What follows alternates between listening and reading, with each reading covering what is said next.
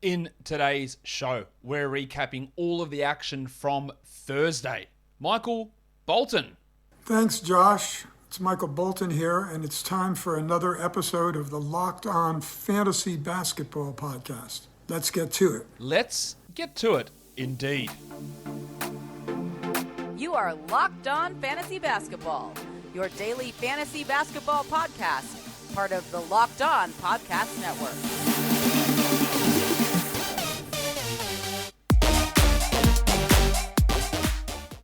Hello and welcome to the Locked On Fantasy Basketball Podcast, brought to you by Basketball Monster. My name is Josh Lloyd and I am the lead fantasy analyst at basketballmonster.com and at Yahoo Sports Australia. And you can find me on Twitter as always, at redrock_bball, and on Instagram at Locked On Fantasy Basketball. Today's episode of Locked On Fantasy Basketball is brought to you by McDonald's. McDonald's has been proudly serving communities since 1965, and it's always been a place to, more than a place to get tasty and affordable food. It's a place where friends and family from the community can come together. A big thank you to our friends at McDonald's for always being there. I'm loving it. Thank you also to you guys for making Locked On Fantasy Basketball your first listen every day. We are free and available on all platforms. Thursday, 5 games. We're going to talk about those today, but let's do what we usually do to start off the show and cover off some news. LeBron James is out for at least a week with this abdominal strain issue. Fucking goat outside. It's just a goat. No, it's a fucking goat. With LeBron out, the Lakers decided to start Avery Bradley in his place. They're not going to have Horton Tucker or Ariza or none, all those guys back anytime soon. So you think Monk and Bradley and those guys and Bazemore get a boost. But really what it's going to do is just give extra value to Davis and Westbrook. And Carmelo Anthony probably gets a little bit of a bump there as well, helping to maintain some of his 12-team value. But I don't think there's going to be any necessarily huge pickups because of LeBron's absence. Deeper leagues, you do look for a Monk or you do look for a Bazemore, but not really in 12s. The Sixers did have some COVID issues before today's game, with Isaiah Joe being ruled out due to health and safety protocols, but the game was able to continue and everyone else was passed clear, so that's good news there. Scotty Barnes is back for the Raptors, also good news for the NBA and for Raptors fans. The investigation into, or the report about an investigation into Robert Sarver and the Phoenix Suns. This needs to be mentioned. The Suns are still playing. There was no thought of any players, according to Monty Williams, sitting out or being disturbed by the allegations. They're not great allegations, of course, from Sarver. We've heard things about Sarver plenty of times in the past, and now this report is out there. There's going to be an investigation into the NBA. Whether this means it's a Donald Sterling type situation, I have no idea. It doesn't appear to be as open and shut a case as the Sterling one, because of course we had tapes with that one, which at this point we don't. We've got testimony from people, including former coach Earl Watson, but we don't have any recording. So we'll see what the NBA and Adam Silver and the other board of governors decide to do in this situation. But it is something that is important across the NBA landscape to see exactly which direction they do end up going in this Robert Sarver scenario. D'Angelo Russell's not practicing. They don't expect his injury to be serious, but I would expect he doesn't play the rest of this week, and then back next week would be my guess there. So that gives Patrick Beverley that nice little bump in value. Well, Drew Holiday, it looks like he is going to return. His teammate Brook Lopez is out for Friday, but Drew has been listed as probable. So some good news to get him back in action, and then that impact on Connaughton and Hill and Grayson Allen. We'll see how that all goes. And as Middleton and Lopez filter back in as well, that's going to have trickle-down effects on the impact of those fringy sort of players like your Connaughtons that we've spoken about pretty much all season, and see what value they can end up bringing. Let's look now at the top adds over the last 24 hours. The number one player who's been added in that time frame is Jay Crowder. Sometimes may be good, sometimes may be shit. So we know he had a really big game last time out, but the inconsistency with this bloke's a problem. I don't mind adding him in, especially as a streamer for Thursday's games, which is part of the reason that he was added, but long-term he's probably not going to be a hold. George Niang was a big-time add as well, and I guess it helps even more that Furkan Korkmaz was out. Now, he wasn't quite as good on Thursday, but he does have some short-term value. Nick Batum up 19%, and that's fine. Again, it's more of a short-term or a streaming type scenario for Batum. When Morris is back, it does hurt him. But his overall value isn't like I'm smashing top 100, therefore must be held in all scenarios. I do think Jalen Brunson needs to be added everywhere. He's now up over 70%, so he's rostered in most spots, but jumped up 14 percentage points over the last 24 hours as everyone jumped on board. Jayshawn Tate's up 12%. I'm a little bit worried about the inconsistency, the minutes with House and Gordon, and KJ Martin stepping up as well. Tate is fine, but I don't think he's must. Thad Young's up 10. That's a nice short-term ad. While Korkmaz was up 10, unfortunately, he didn't play today. I still think he's a worthwhile 14-team league guy. While Hassan Whiteside, people believe the fake Rudy Gobert news. They believed it. They obviously don't listen to this podcast or follow me on Twitter or follow Basketball Monster. Rudy Gobert is not out. We saw him play today, but people went and added Hassan Whiteside because of that. Now, Whiteside was fine as a streamer regardless, because he puts up blocks and rebounds and field goal percentage. And on a 5-game day, that worked. But these people were panicking and adding in Whiteside because they thought that Gobert was incorrectly listed as out. And I can't believe that out status stayed for as long as it did when it was clearly wrong. So the people at RotoWire did not fix that error. And the people at ESPN and Yahoo, despite I'm sure millions of people tweeting at them, well, not millions, but yeah, definitely hundreds, probably thousands tweeting, and no one went in to say, hey, this is wrong. Rudy Gobert is not out. That stayed up for ages, and that was a gigantic mistake in that situation. Let's look at the top drops over the last 24 hours. Dwight Powell and Dorian Finney-Smith. A lot of them were just streamed in with Porzingis out. I still think they can be streamable guys, but yeah, you don't need to hold them. Lonnie Walker, down 7%. Hello. I think we're seeing Devin Vassell push ahead of him. Doug McDermott's back. Walker's not worth holding in 12s. That makes sense. Royce O'Neal. Don't know why he would have been dropped before Thursday, considering there was a game for the Jazz on. That's the only reason you would hold him. Eric Bledsoe down 6%. No problem getting rid of him. Jaden McDaniels down almost 6%. No problem there. And Kelly Oubre Jr. down 5% as well. All of those guys are clear drops. The only one I probably wouldn't have dropped would have been O'Neal, just because I could have used him on Thursday. But everyone else, they do not need to be held in any sort of 12-team situation. But I got to tell you that today's Locked On Fantasy Basketball podcast is brought to you by McDonald's. McDonald's has been proudly serving communities since 1965. And McDonald's has always been more than just a place for tasty and affordable food. It's a place where friends and family can come together to reconnect. You go there after school. You go there after your sporting event, training, games, whatever. You go there as a reward for having a big performance. Hey, little guys, you want a couple of cheesies? Yeah, mate, let's go to Macca's. There you go. I'm sure you've all had that conversation before. You're on a road trip and you drive past the McDonald's. You go, man, I could smash a 20-pack of nuggets. That reminds me of that time I was in America when I went there and they had a 50-pack of nuggets. I went, you know what?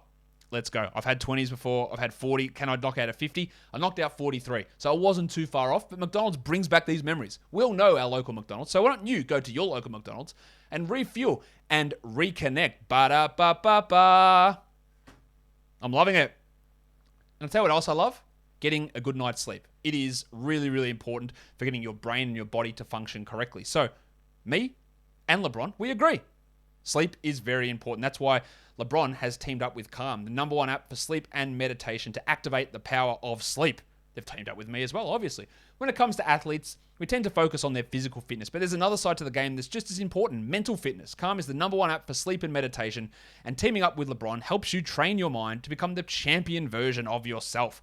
Calm can help you train your brain so you sleep better, reduce your stress, and perform at your best, just like LeBron. For LeBron, sleep is a critical part of his mental fitness routine. So head to calm.com/LockedOnNBA, and for a limited time, you'll get 40% off a Calm premium subscription. With Calm, you have access to the nature scenes that LeBron loves, and so much more, like sleep stories and meditation, so you can be ready for any challenge that life throws your way. Again, for a limited time, our listeners can join LeBron in using Calm and get a 40% discount on a Calm premium subscription at calm.com/LockedOnNBA. Unlock content to help you focus, ease stress, and sleep better. Get started at calm.com/LockedOnNBA. That's calm.com/LockedOnNBA. I always wonder when I say calm, C-A-L-M, do you guys know what I'm saying? Should I say it in an American accent? Calm. Or should I say it like real Aussie? Calm. It's a weird word. And if you say it too many times, like the 30 times I said it in that ad read, you do get a little bit loopy. All right, let's go on to the first game of the day. That first game was the Philadelphia 76ers ending up beating the Detroit Pistons pretty comfortably in the end. 109-98. Now, this spread was really weird. It was like 4.5 before the game, which didn't make a lot of sense. The Sixers win it. Tyrese Maxey plays 45 minutes with Harris out, Green out, Korkmaz out, Isaiah Joe out. Maxey was pretty good. 20 points on only 12 shots. He had 5 assists and 2 steals. He remains a hold. We don't know what happens with Simmons, but Maxey remains a hold. Shake Milton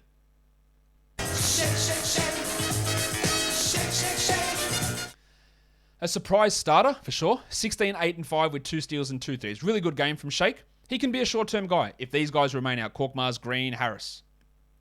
After that, I'm not so sure. Seth Curry had 16 points in the first quarter and then 7 points in the next 3. He had 23 points with 4 threes. And this is what I talk about with Seth. Like, that's great, but 0 rebounds, 2 assists, 0 steals, and 0 blocks. And if it wasn't for that big first quarter, it would have been pretty disappointing. He is fine for now while he has to get these shots funneled with no Simmons, no Harris, no Korkmaz. He's fine, but I don't really see him maintaining long-term 12-team value. Embiid remains a buy low. He's still struggling, but it was a back-to-back. That's the second Sixers back-to-back of the year, and he's played in both of them. 19 and 9 on 15 shots, 40%. That's rough, right? And you don't think he had a point in the first quarter. So he did start to come on. He is a really big buy low. He's the 36th ranked player, but you do have to be cautious with the injuries. But that, tying that in with poor performance, you can probably get him for a third round sort of guy. Georgie Niang wasn't quite as good as his other games, but 14 and 7 has short-term value. Well, we know what the painter's going to do. Matisse Thybulle had 1 steal and 3 blocks. Some days it's 3 steals and 1 block. One day it's 1 steal and 3 blocks. Whatever it is, he's always given you those numbers, and that has value. But if you don't need them, then he's worth nothing. I want to see Paul Reed play more. 4 and 9 for him. While Drummond played 18 minutes, had 8 and 10. Drummond is now outside the top 100 on a per-game basis, and that includes like 15% of his games being played without Embiid. I do not think outside of injury that there's any reason to hold Drummo. There's just not enough value in a daily changes league. Well, for the Pistons, let's start with Cade Cunningham. Do you want to start with the good or the bad? He shot 24% from the field. He was 1 of 7 from 3. So that's 1 of 20 from 3 for the season. That's really bad. I'm marginally worried about his shooting form. It looks a little bit different. And the one shot he hit was an end of shot clock logo shot, which went in. But the fact that he shot 24% and still had 18, 10, and 4 with a 3, he went 9 of 10 from the line. I've got really high hopes still. I thought he looked very in control when he had the ball. I thought he made things work better most of the time when he was out there. The shot just needs to start to go in. If anyone drops him, he's an automatic ad, and he is a buy low guy. At some point, I would assume that he won't continue to shoot at 25% or under from the field. It should come up. I thought also that Alf Stewart played well. Is that you, Mr. Stewart? Well, who the hell else do you think it'd be? Get in here, you pair of flaming galahs. Yeah, the numbers aren't great, 6 and 7, but he played 31 minutes, and I thought he played Embiid really well. He had this unbelievable crossover and dunk on him as well. I thought he just played well, and it hasn't translated into numbers yet. I am still holding Isaiah Stewart. If you want to drop him, by all means. And if you're in a 10-teamer, I can see that. In a 12, I reckon you got to hold. The other player who looked better is Killian Hayes. 29 minutes, which is great. That's what's most important. He had a sore thumb as well and had to go out for a bit, but the fact that your mate Dwayne Casey played in those minutes is very encouraging. 10 points, 2 threes, a steal, 2 assists. He's nowhere near an ad, but he's playing better. The depressed penis played 38 minutes, Sadiq Bey. He's just not that good, is he? 7 points on 33% shooting, 1 3. He had 4 assists, which is encouraging. But he had those big games early on, and with Cade back, he is an afterthought, as he should be. I do not think that he is a significantly very good future piece. I don't rate him that way. Others will disagree with me, and that is completely fine. I just don't think that he's got many more levels to go, and I've been pretty consistent in saying that with him. I think he's still a hold, but in shallower formats, no worries. I think a Linux probably got to be considered a drop in the shallowest formats as well. He only played 17 minutes. He did have foul trouble. 11 and 5 with 2 threes. That's not bad. And the minutes are frustrating, and that ties into some of Stewart's high minutes too. But I think he is a hold in 12-teamers, and then he's probably a drop in a 10-team format would be my guess on that one. All right, let's look at the next game. The Utah Jazz on the road without Donovan Mitchell. They get a massive win against the Atlanta Hawks. The Hawks were up in this one, and then they just melted. It was horrendous from them. Mike Conley. 13 points, 11 assists, 2 steals, and a block. He is the 46th ranked player this season. Yes, there's going to be issues with him, for sure, sitting out with back-to-backs. That's going to happen. But he's been awesome. He's been so good. The shooting was rough here, but he was shooting well above his head before this, but he's been really good. And how about Jordan Clarkson? JordanClarkson. This is what this guy does. He was really, really ice cold. And then I think he dropped 22 or 23 points in the second half. Ended with 30 points in 31 minutes. It helps that Donovan Mitchell was out for sure. He had 4 threes. But again, if we just move away from those points, 4 rebounds, 3 assists, 0 steals, 0 blocks. The 19 shots and 53% shooting is excellent. 6 of 7 from the line is excellent. But we've got to tie that into shooting that's not real, minutes that aren't real, usage that isn't real. So that's great. That's a great line. But when Mitchell's there, and then he doesn't shoot well, there's nothing there. Stream him, use him. If you need points, no problem. But always look below the surface. Ingles played well too, but again, when Mitchell's back, he doesn't have this sort of latitude. 19 points with 5 threes, while Bogdanovic dropped in 23. And the injured Rudy Gobert had 13 and 15 in 33 minutes. He wasn't injured, just in case you didn't hear the bit at the start of the show. 13 and 15, while O'Neal had 9, 6, and 6. And Whiteside, look, he did what he did. This is why if you add him, you add him. 7 rebounds, 3 blocks. That's fine. That is what you add him for. You don't add him for value in other categories, but you got 3 blocks and you got 7 boards, and that, to me, is totally fine. While the Hawks, Trae Young, 21, 4, and 7, like it's totally fine. John Collins, only 31 minutes again. He is dealing with this sore foot, but 13 points, 3 threes, a steal, 2 blocks. Pretty solid. He's the 40th ranked player, but just doesn't get enough usage. Capella, I think he's okay now. He's not fully back, but he's okay. 13 and 10 in 36, while Bogdanovic, Bogdan had 8 points in his 30 minutes. Cam Reddish, 2 absolute turds in a row. 4 points in 14 minutes for Reddish. Remember when he was getting like 27 a night? He is really down. And I talked at length about Reddish being a guy that when he's hot, you hold him and you can add him, but I don't expect it to continue. It has not continued. Drop him if you want. DeAndre Hunter, the shooting for him is being unbelievable. But much like yesterday, and someone called me out on this on Basketball Monster, without the shooting, the line is bad. Yesterday, he had, 20-something points with 2 rebounds, 0 assists. Today, he has 14, 2, and 2 on 78% shooting. He has had a steal in this game as well, but no blocks. Like that, and he missed all 3 of his free throws. If he goes back and shoots 45%, this is a disgustingly bad line. And he's still ranked 184th this season. I do not think that he is a must-roster 12-team league guy. If you want him, fine.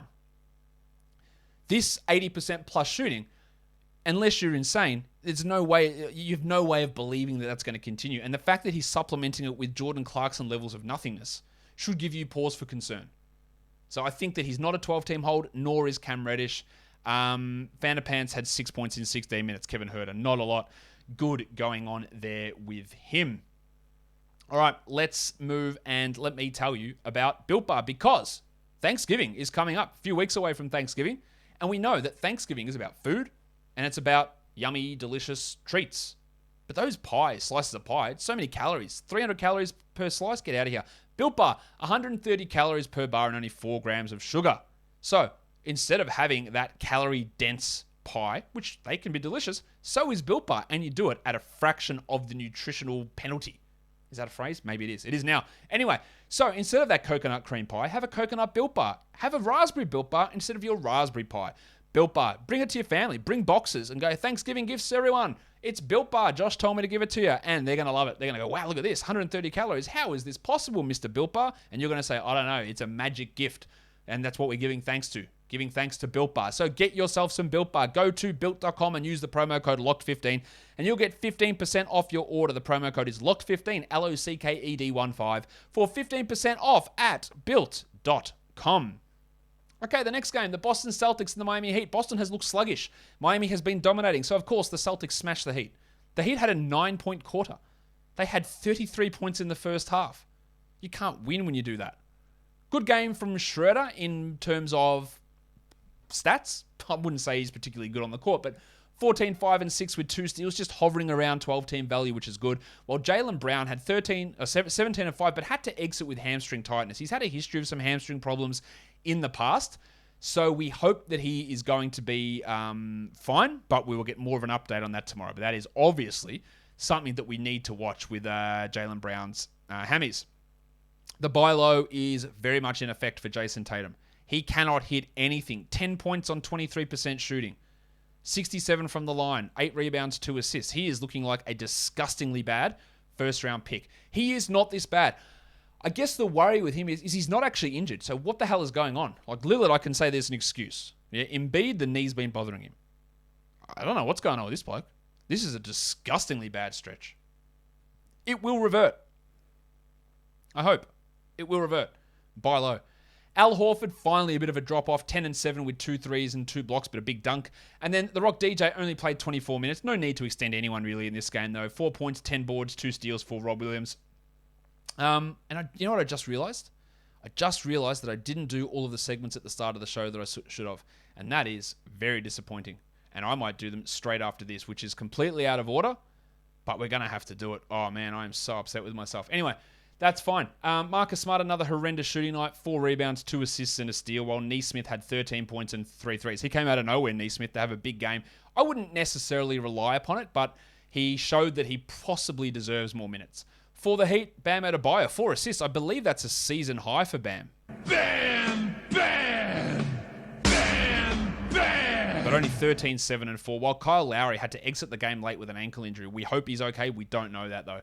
6, 7, and 5 with 3 steals for Lowry on some poor shooting. If he is out, you're going to get someone like Gabe Vincent have to step into bigger minutes because Max Strus is also sidelined. Rough shooting from Jimmy Butler, 20 points on 18 shots and only the 1 steal, while Hero also struggled, 6 points with 7 rebounds in his 29 minutes. Just a bad night overall. While Duncan Robinson's the only guy that really got going. He hit 5 threes, but he also had 29% shooting. So pretty rough overall night from basically everyone on the Miami Heat. Now, this is what I forgot to do, which is, again, annoying. The most traded player. Let's do it now. It is De'Aaron Fox. He's been the most traded player of the last 24 hours. Foxy has been dealt straight up for Tyler Hero. I think I'd rather Fox there. He's been dealt with Jordan Poole for Christian Wood. That's an interesting deal. I don't know which side of that I'd like. He was traded straight up for Mo Bamba. I would take Fox there, but in a category league, it is really dependent on what value you need. And he was traded with Kemba Walker for Wendell Carter Jr. And imagine at the start of the year if you said Fox was getting combined with someone for Wendell. That's a crazy one to me. I would much rather take the Fox and Walker side than Carter. But that's how bad he's been playing this season. So their value is way down. You can get him at a very, very cheap price at the moment. And we'll see how long it lasts. We saw some signs of life from him in the last game. And the other thing I've got to do is the Watfo. Because that just reminded me doing that Celtics game. Sunshot, put this in the comments. And please put your Watfos for next week down in the comments. Just write Watfo and put what you want to put in there. Watfo, what are the odds that the Celtics have 4 top 50 players this year? And per game category league rankings. What are the odds they have 4? So you got Jalen, Jason, Horford, and Rob Williams would be my expectation that he's putting it out there. I don't think that you're going to get 4 of those guys in the top 50. I think it's likely, at the moment, you don't have Tatum in there. I don't think Horford remains in there. And I think there's a chance Williams doesn't remain in there. But I can easily see the pathway for all of them being there. So I'm going to say it's a 38% chance that all 4 of those guys fall within the top 50 on a per-game basis at the end of the season. We'll see. Thank you, Sunshot, for your Watfo.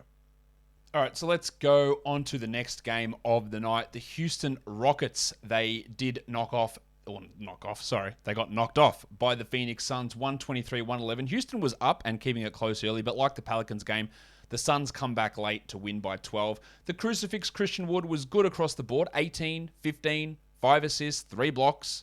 But horrendous free throw percentage again. Not as bad as the last 2 games. His free throw percentage has really brought his overall ranking down. But if you are punting that category, he's working all right. I still don't understand why it's gotten so bad, but whatever. The wild thing, Jayshawn Tate had 15, 5, and 4. That's really solid. It came on hyper-efficient shooting. For now, yes, he is a 12-team league guy. I'm not convinced that it's going to stay well. Alperen Şengün had 10, 4, and 5. I thought he looked all right. I do think they'll go back to Tice, and then the permanent switch will happen at some point in December, is my guess, but Şengün remains must roster. Pretty good night for Kevin Porter, I guess, from the surface. 20 and 6 with 3 assists, but no threes, no steals, no blocks. 41 from the field. That always drags him down. On a positive note for Cousin Kev, he had 6 of 6 from the line. So, pretty good numbers overall. And Jalen Green, horrendous shooting. Like, that's going to be the problem with him. 21%, 16, 3, and 3. Again, you just have to persist, I believe, with him. Eric Gordon had 12 points. Yeah, he's fine. As a 12-pointer. As a 12-team streamer for points and threes, that's probably where he sits. On the Suns, Chris Paul had only 9 points, but 5 rebounds, 13 assists, 5 steals, and 2 blocks. And Booker had 27 and 9. While DeAndre Ayton returned, he did foul out.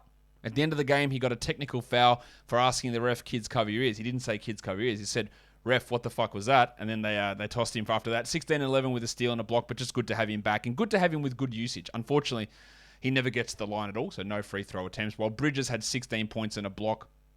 And you're going to be shocked to know this, that after the good game that he had last time, Jay Crowder, Sometimes maybe good, sometimes maybe shit. he had 3 points in 27 minutes. This is what he had. And he was added in so many leagues. And this is what the risk is going to be. But he was fine to stream in today. It just, of course, it didn't work out. JaVale had 2 blocks and 11 points. He's a good deeper league blocks streamer, while Abdul Nadir really, really struggled. And Alfred Payton continues to provide good numbers while Cameron Payne's out. 6, 5, and 6 for Payton. So deeper leagues, there is some short-term value in what Alfred Payton is doing. It would be remiss of me not to mention the performance of Landry Shamet as well. He got super hot, 19 points in 19 minutes with 4 threes. Don't fall for that. He's not a top 300 player this year, so don't think that this is some sort of big thing that you've discovered and Landry Shamet's going to be this great option moving forward. I really don't believe that is going to be the case at all. All right, so let's go to the last game of the night, and the Lakers lose to the Oklahoma City Thunder for the second time this season, this time as 10.5-point home favorites. 107-104, the Thunder win it, after the Lakers were up like 20 points in the first half. Things are not going well. I will say that much for the Lakers. I know LeBron was out, and a bunch of their rotation guys are out, but yeah, that's bad. Thunder haven't won against anybody else, apart from the Lakers. Shai was amazing, 28 points, 6 assists, 4 triples. He hit a massive pull-up 3 with 18 seconds on the shot clock from the logo, really to put this one out of reach. Huge game from Shai. After that really sluggish start, he's coming in now, top 50 player. And I do not believe fully in my heart that they're going to sit a healthy Shai. I think they want to push him for all NBA type accolades. And I think they will be cautious with him with injury, but I'm not convinced they're just going to sit him. Giddey did not shoot well, 5 points on 22%, but this is the thing that I like about these sort of players. If the shots don't go in, and the usage was all right, like 9 shots is fine, 8 rebounds, 8 assists, 3 steals, and a block. Keeps up great numbers, maintains top 80 value. Derek Favors played 28 minutes, had 10 and 11, but I can't guarantee he's even going to play in the next game. It could be Jeremiah Robinson-Earl. It could be Isaiah Roby, who was out of the rotation completely again. Who knows? It's just all over the place. While Lou Dort returned, he had 16 points, including a crazy wide-open dunk towards the end. 16 points with 3 threes. I think he's a points guy. Points league player for sure, and a 14-team category guy. While Baisley had 14 points, he was efficient, but only played 24 minutes, and it's just hard for me to get excited to see him as anything more than a streamer. But today is the perfect day to stream guys like that. With only 5 games on, you just add him in, and then you drop him after that. The Oklahoma City Mudflap, Kenrich Williams, played 30 minutes. He was preferred to Baisley. 13 and 8 with 2 triples for him in this game, while Jerome had 14 points and 3 triples in his 21 minutes. Let's talk Lakers. Let's talk Anthony Davis, who had 29, 17, and 5, 1 steal and 2 blocks. A dominant performance from Davis. He also did have to go to the locker room. He didn't start the second half after suffering a thumb sprain, but played through it. Just a massive game from Davis. And hit his free throws, 7 of 9. Carmelo Anthony's hot streak continues. And while LeBron is out, and Ariza is out, and Nunn is out, and Horton Tucker are out, Melo's going to continue to get a lot of minutes and a lot of shots. The defensive stats are like career high levels. He had 21 and 6 with 5 threes, 2 steals, and a block. I do not believe that Carmelo Anthony is going to maintain this. He is a gigantic sell high for his name value alone. This is not to diminish anything he has done because he's playing really well. He's shooting unbelievably, and the defensive stats are great. I just do not see sustainability in it. You might disagree, and you might just love having Melo go off, and that's fine. But I would be trying to extract something. Russell Westbrook, he's definitely extracting something. He's extracting the urine with the way that he plays. It is absolute piss take from him watching him at sometimes. 27, 6, and 5 looks great. He hit 3 threes. He hit all 4 of his free throws. But an insane turnover. What the hell was he doing on that Lou Dort dunk at the end where he just floats off? People tell me Westbrook's a good defender. He is actually dreadful. And not to say that the Lakers won't be better, because they will when they get their players back. But trading away those guys for Westbrook when he didn't make sense to fit with the team, in hindsight, at this early point, you would have to say it's been a failure. That doesn't mean that it will remain a failure. It might improve. But when all of the problems that you foresee happen, that's not a good sign for the future, is it? And you're going to all disagree with me. Just wait till Russ gets it back. Wait till LeBron's there. Russ will get comfortable. Huffing, puffing emoji face. All that bullshit that people do. This is just what Russ has been, though, for so many years. And it is not working here. You don't drop him in fantasy, but we were obviously worried about him heading into this season. Outside of those 3 guys, no one else did anything. Avery Bradley had 9 points in 32 minutes. Bazemore had 2 points in his 22 minutes. Rondo played 50 minutes. Actually, that's going to get me started on something. Frank Vogel. Now, the Lakers are struggling. They don't look crisp at all, and there are reasons for that injury-wise. Frank Vogel said something in the pre-game speech that annoyed the absolute shit out of me. And I'll tell you what it was. He was like, we don't like the combo of Westbrook and Rondo playing together. Rightfully so. I'm glad that you've realized that. And Rondo hasn't even been in the rotation of late, which again is the correct decision. But then he comes out and says, well, we're going to have to play them together because with the way that Russ likes to play with his substitution methods, he doesn't like to play 8 minutes and sit 8 minutes. He likes to play, then have a 3-minute breather and come back in. So we're going to have to play them together because we just got to get our best players on the floor. Now, Frank, if you're listening, Rajon Rondo is not one of your best players. I don't care under what metric you're using, he is not one of your best players. So you do not have to cater a single fucking thing to anything that Rondo wants in terms of playing time. If Russ, and we can argue where Russell sits in the hierarchy of this Lakers team, he's obviously not in the best, or he's probably not the best 3 players at the moment with the way that Melo's going, but wherever he sits, right, he is a key rotation piece. He's very, very good. He has his foibles, we know that, but he's good. All right, if Russ doesn't want this certain substitution pattern and he wants to play these minutes and come off, you do it. And then for those 3 minutes that he sits, Rajon, you trot your sorry ass out there, you play those minutes, and then you come off. It is the most basic thing in the world, Frank. So don't tell me you have to play them together because I 100% guarantee you do not. You do not have to play them together. You can play Rondo every single minute that Westbrook is not on the court, but as soon as Westbrook checks back in, you know who the bloke that you call off is? It's Rajon Rondo. Call him off. It is the simplest decision in the world. And the fact that he gets this so wrong while knowing that they don't work together, you do not have to play them together. Get him off. I'm not saying that costs in the game, but it is a complete lack of logic and it is kowtowing to players who used to be good but haven't been for 10 years, if that's what you're doing with Rondo. But he doesn't have that much power because you haven't even been playing him. So surely if he's not even getting in the rotation, he understands his role, you can just play in those minutes that Westbrook's not there. Absolutely baffling shit when I heard that pregame. And they played together because Westbrook played, 35 minutes and Rondo played 15. They didn't play huge amounts, but it is just a lack of critical thinking or common sense into how that goes. Now, they didn't play together a huge amount, but it's still more minutes than needed to happen. And that quote at the start was very, very concerning to me that you don't work out that it's very easy to do that. It just annoyed me. It annoyed me so, so much. I'm not actually that angry, guys. It's okay. All right, the top 9 players for today's action. Number 1 was Tony Davis. Number 2 was Chris Paul. Number 3 was Shai Gilgeous-Alexander. 4 was Devin Booker. 5 was Jeremy Grant, who played really well for the Pistons. I don't know if I actually talked too much about him earlier on. 6 was Tyrese Maxey. 7 was the Crucifix Christian Wood. 7 was Jordan Clarkson. 8 was Mike Conley. And 10... Also, is that... No, did I miscount there? Maxey 6, Wood 7, Clarkson 8, Conley 9, Ingles 10. So 3 Jazz guys, 8, 9, and 10. We're talking about guys who weren't rostered in 50% of leagues. Shamet at 1, good performance, don't read into it. Shake Milton, okay short-term stream. Derek Favors, Royce O'Neal, always a low-volume day streamer, that's it. Alfred Payton, deeper leagues, pay attention with campaign out. George Niang, short-term guy for sure. Aaron Nesmith, came out of nowhere. Killian Hayes, watch him. Kenrich Williams, probably not. Lou Dort, streamer, points league, 14-team league guy. And then let's look at points leagues. The top 10 players, Davis, Chris Paul, Christian Wood, Devin Booker, Shai Gilgeous-Alexander, Jeremy Grant, Trae Young, Rudy Gobert, Mike Conley, and Jordan Clarkson at number 10. So 3 Jazz in 8, 9, and 10 in points leagues as well. Guys, that will do it for today's show. Don't forget to follow this podcast on Apple Podcasts, Google Podcasts, Stitcher, Spotify, and on the Odyssey app. But if you're here on YouTube, give it a thumbs up. Leave your comments down below, guys. We are done here. Thank you so much for listening, everyone. See ya.